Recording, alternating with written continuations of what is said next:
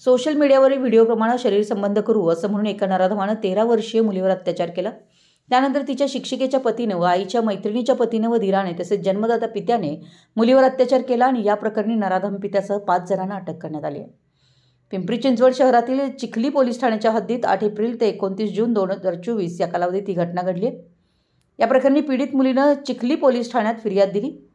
समाधान लवटे 40, प्रताप धायतडे, नितीन हराळे 32, सागर हराळे 20 आणि पीडित मुलीच्या पित्याविरोधात पोलिसांनी भारतीय दंडविधान कलम 376(2)I, 376(C), 354, 354(A), 506 सह बालकांचं लैंगिक अपराधांपासून संरक्षण अधिनियम 2012 चे कलम 4, 8, 12, 21 प्रमाणे गुन्हा दाखल केला आहे।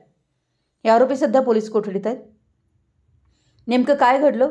पीडित अल्पवयीन मुलगी ही यूट्यूबवर व्हिडिओ पाहत होती। त्यावेळी तिथे आलेला समाधान लवटे म्हणाला, मी पण या व्हिडिओप्रमाणे तुझ्यासोबत करतो। यानंतर पीडित मुलीला त्याच्या घरी घेऊन जाऊन तिच्यावर लैंगिक अत्याचार केले। या प्रकाराबाबत पीडित मुलीने तिच्या वडिलांना सांगितलं, याबाबत कोणाला काही सांगू नको, आपली इज्जत खराब होईल असं तिच्या वडिलांनी सांगितलं। त्यानंतर पीडित मुलगी घरात झोपलेली असताना तिच्या वडिलांनी लैंगिक अत्याचार केले। त्यावेळी मुलीने विरोध केला असता कोणास काही सांगितलं तर तुझे तुकडे करेन असं धमकावलं। मुलगी ट्युशनसाठी शिक्षिकेच्या घरी गेली। त्यावेळी घरात कोणी नसताना शिक्षिकेच्या पतीनं गैरकृत्य केलं। त्यानंतर 19 मे रोजी पीडित मुलीच्या आईच्या मैत्रिणीच्या दीरानं गैरकृत्य केलं। तू मला खूप आवडतेस, मी तुझ्यासोबत लग्न करतो असं बोलून जबरदस्ती केली।